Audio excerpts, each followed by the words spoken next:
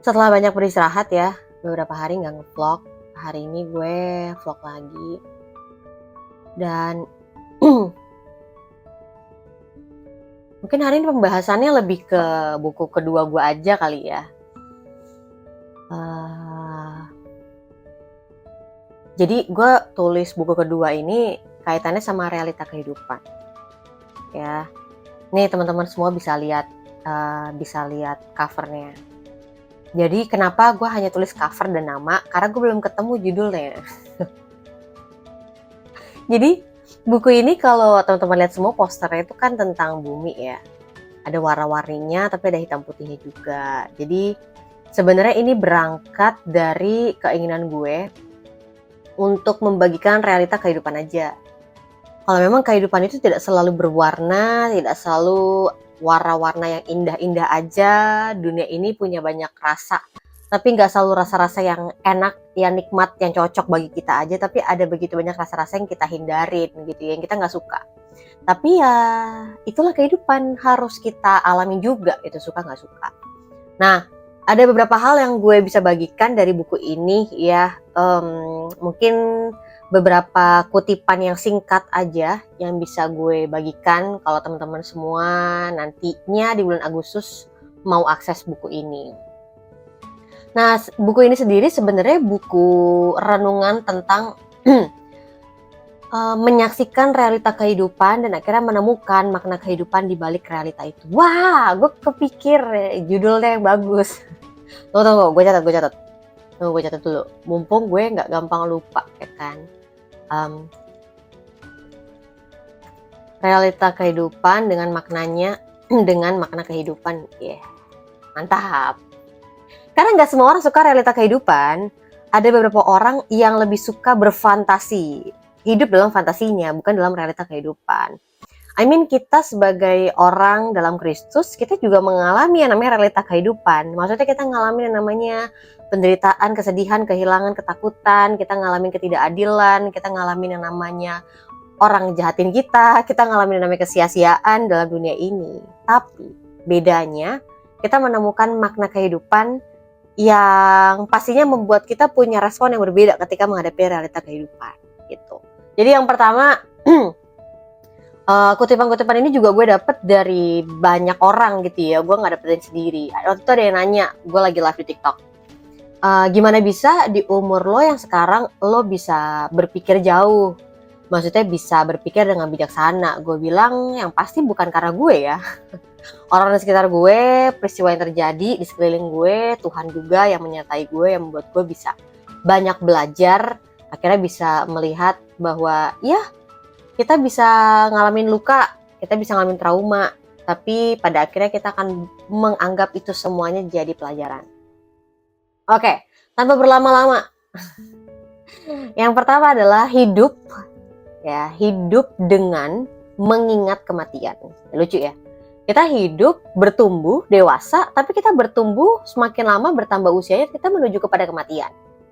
Nah, kalau kita punya pandangan seperti itu, kita punya hati yang besar, kita punya pikiran yang terbuka ya tentang kematian itu.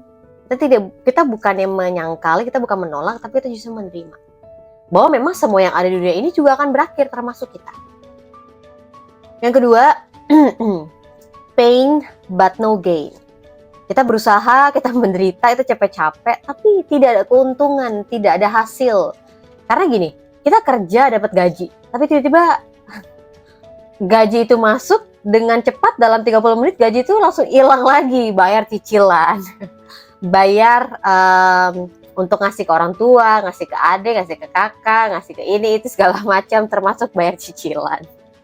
Jadi kalau kita perhatikan, kita nih bekerja sebenarnya buat apa ya? Karena yang kita dapetin dari pekerjaan kita tuh bisa hilang dengan sekejap gitu ya. Misalnya kita nabung lama dari usaha kita, ya tapi duit ratusan puluhan juta miliar itu juga bisa hilang dalam waktu sekejap ketika kita akhirnya ya beli ini dan itu. Kemudian kita perlu berhati-hati dengan sebuah pemahaman bahwa gue akan bahagia ketika gue punya pacar. Gue akan memiliki kehidupan yang lengkap ketika menikah. Gue akan lebih bahagia ketika gue berada dalam posisi ini di pekerjaan gue. Tapi ketika kita berada di titik itu yang kita harapkan, bahagia sih.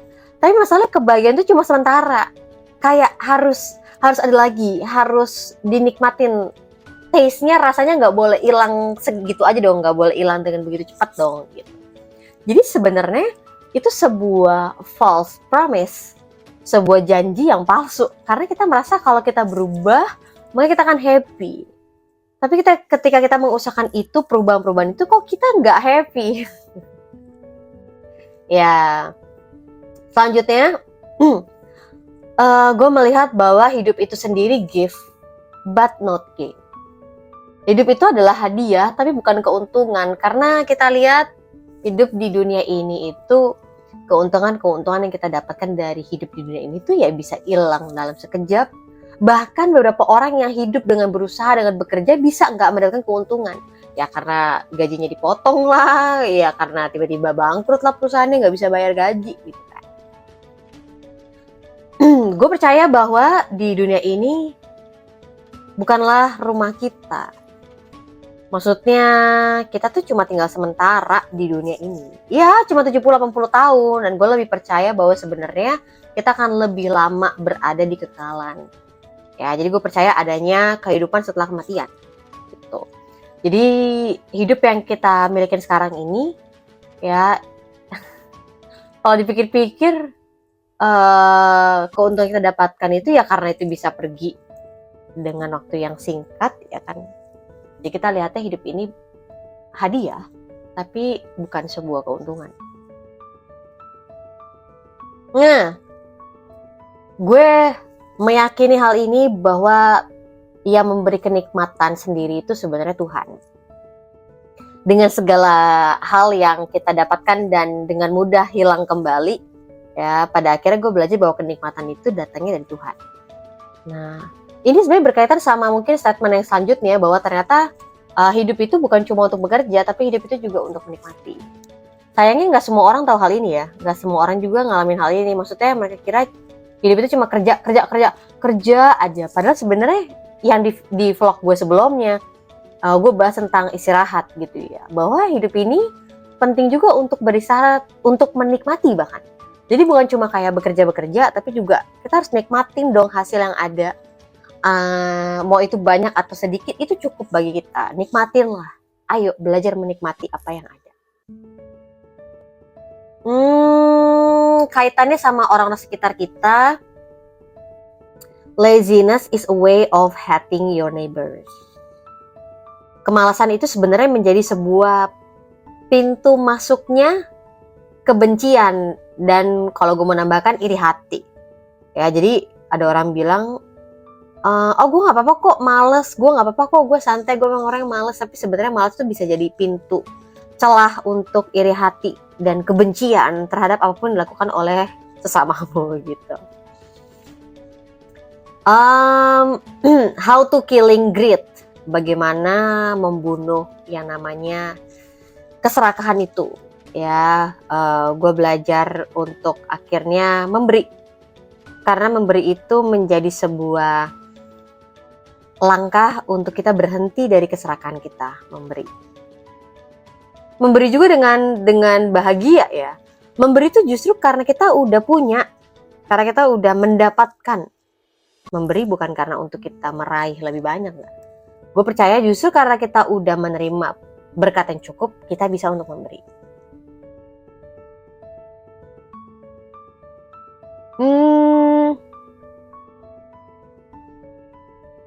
Mungkin yang terakhir ya, memberi itu ada harganya. Memberi itu adalah harga yang sangat mahal. Dan yang terakhir mungkin embrace life for what it is. Terimalah hidup itu apa adanya. Sebenarnya kalau gue bagiin isi buku gue ini kayaknya hopeless banget ya. Kayaknya kayak menderita banget hidup lo gitu ya. Tapi sebenarnya ini juga hasil dari seorang penulis yang melihat bahwa ada begitu banyak tragedi yang menyedihkan, ketidakadilan yang terjadi di dunia ini. Sehingga membuat dia, sebenarnya hidup tuh buat apa? Lo tuh hidup cari apa? Gitu. Lo tuh selama hidup mau melakukan apa? Yang sebenarnya menjadi pertanyaan basic ya bagi setiap orang. Iya, menurutku setiap orang punya pertanyaan basic ini. Nah, menurut lo hidup itu buat apa? Menurut lo di dunia ini lo itu cari apa? Ketika kita mengetahui poin-poin tadi, bahwa apa yang kita dapatkan, apa yang kita usahakan dari pekerjaan kita bisa hilang dengan tiba-tiba gitu ya. Tabungan, apalagi deposito, rumah kita gitu kan. Ada loh yang namanya kemalangan, peristiwa acak itu terjadi dalam hidup kita gitu. Jadi kalau kita mau jujur tentang realita kehidupan, kita mau terbuka tentang realita kehidupan, terhadap realita kehidupan, gue rasa hidup lo akan lebih enteng. I mean enteng tuh bukan karena menjadi apa ya, menjadi oh ya udah gue nggak perlu ngapa-ngapain, gue udah nggak perlu ngapa-ngapain, gue nggak perlu mengusahain itu, bukan. Enteng karena pada akhirnya lo tahu sebenarnya makna hidup lo apa, tujuan hidup lo apa, yang lo cari apa dari dunia ini, bahwa ternyata itu semua bukan dari apa yang kita dapatkan ya, bukan benda-benda material, karena memang semudah itu kok, apa yang kita miliki itu hilang dalam sekejap.